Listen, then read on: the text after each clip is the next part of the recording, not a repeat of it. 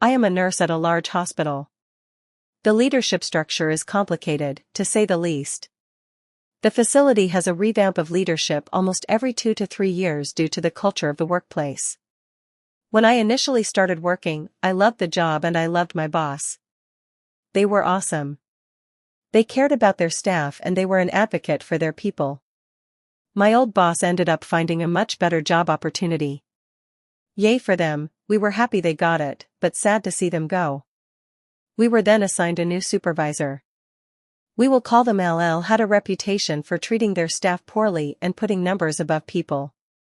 In fact, L had gotten many human resources complaints from their previous position in the hospital because of their inappropriate use of power and lack of knowledge when it came to policy.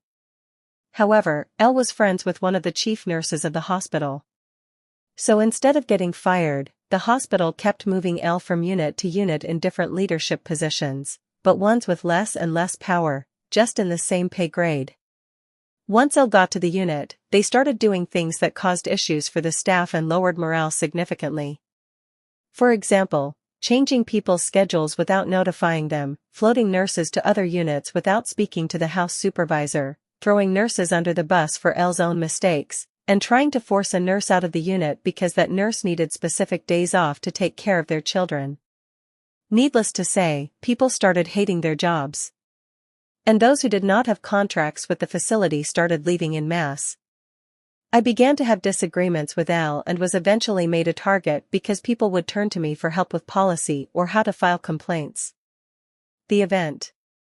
One day, a provider ordered a lab test for a patient who had no decision-making capacity and had no power of attorney. I went and did the test as ordered by the provider. There was no harm done to the patient, and the patient was even curious about their results. L heard about this and then tried to go after me for it. L claimed I assaulted a patient and falsified orders. Then she said I tried to hide it from the hospital.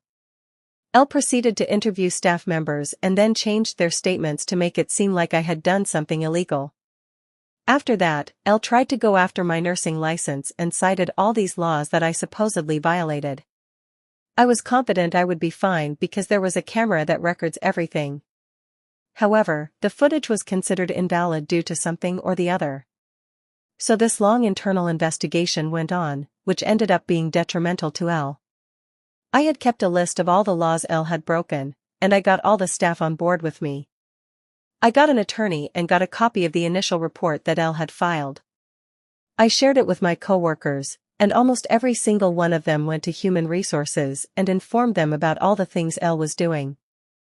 Those interviewed initially by L went to the investigator and informed him that the statements they submitted were altered. Then L tried to show I had a history of misconduct and presented several employee reviews that never had my signature. The attorney I hired even found that all the laws cited by L were not at all applicable to what I was being accused of. Finally, and probably most important, I had documented the lab test, when it was done, how the patient reacted, and all communications with the provider. The investigator found that odd, considering L had reported I was hiding it.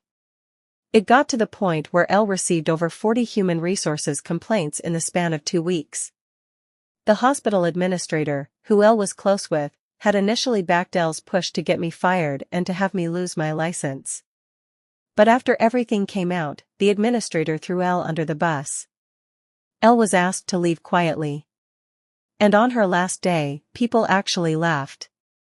Now, whenever I am asked to do anything and a patient is unable to consent, for example, they are demented or unresponsive, I send a request to hospital administration stating that I need a signed form saying it is okay for me to provide care. After the 3rd time I did this, they eventually changed the policy to state that if a patient is unable to consent and the care needed is essential, then it may be done. Overall, what I have learned is, if you are a member of a team, 9 times out of 10, your team has your back. I, a 32-year-old female, got my first job when I was 19 years old as a personal care assistant for a healthcare company. I helped take care of an elderly woman, we'll call her Hannah, who lived in my neighborhood. My job was to clean her house, make her meals, and help her with anything else she needed. It was pretty easy, as she didn't need help with bathing, dressing, or anything too physical. Hannah was honestly the sweetest woman, and most days, working for her didn't feel like work. I looked forward to going to her house, just to spend time with her.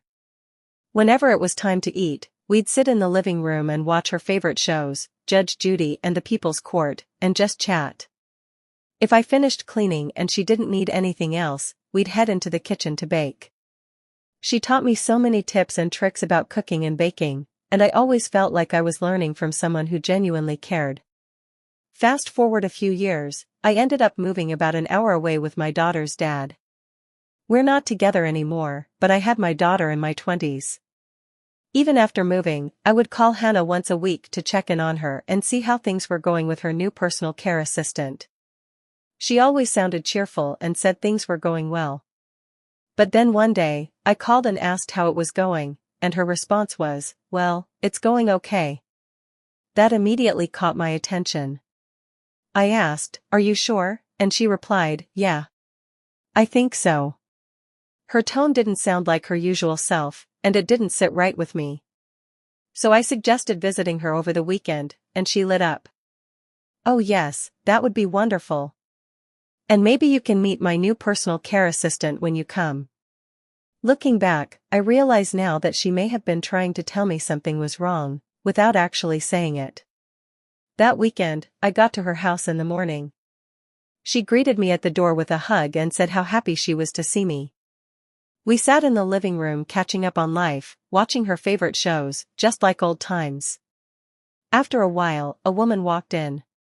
"We'll call her Karen." Hannah smiled and said, "Oh, this is my new personal care assistant, Karen."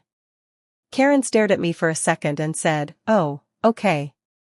Then she went into the bathroom for maybe 20 seconds and walked right back out the front door.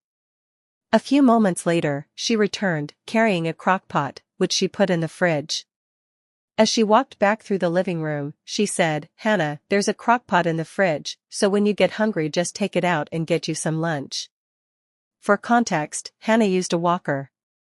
She looked confused for a second and said, "Oh, I don't think I can carry that. It would be too heavy." Without hesitation, Karen snapped at her, yelling, "Hannah, that crockpot weighs 10 ing pounds, you can pick it up, it's not that heavy." I was absolutely floored, too stunned to speak. I looked over at Hannah, who had her head down like a child who'd just been scolded. Karen said, "I'll be back to check on you later," and slammed the door on her way out. After a long pause, I asked Hannah if she was okay. She quietly said, "Yeah, I'm alright." I decided to just sit with her, chat, and try to take her mind off what had just happened. Eventually, lunchtime rolled around, and she said she was getting hungry. I told her to sit tight and I'd get her lunch. I took the crockpot out, and honestly, whatever was in it didn't look or smell right. Then I opened her silverware drawer and got even more upset. Almost all of her utensils were dirty, like, caked on food dirty. I took them out, washed them, and loaded the dishwasher.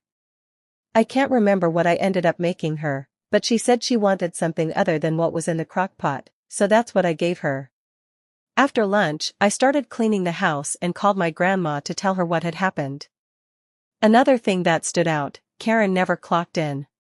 We were supposed to clock in using the residence landline, and once you were in the house, you couldn't leave until your shift ended.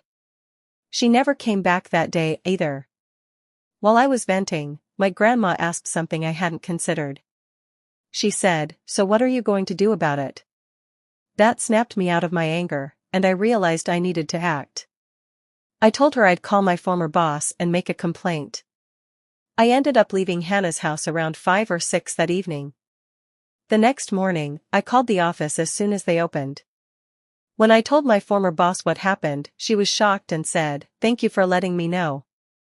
I'll take care of it right away." About a week later, I called Hannah again. When I asked how she was and how her personal care assistant was doing, she said, "Well, they gave me a new one." I asked, "Oh really? How is she?" Hannah said, "Oh, she's wonderful." Then she added, "You know, I don't know who said anything about Karen, but whoever it was, thank you." I replied, "You're welcome." She chuckled and said thank you again. Several months after I had my daughter, I took her to visit Hannah. By then, she'd moved into a nursing home.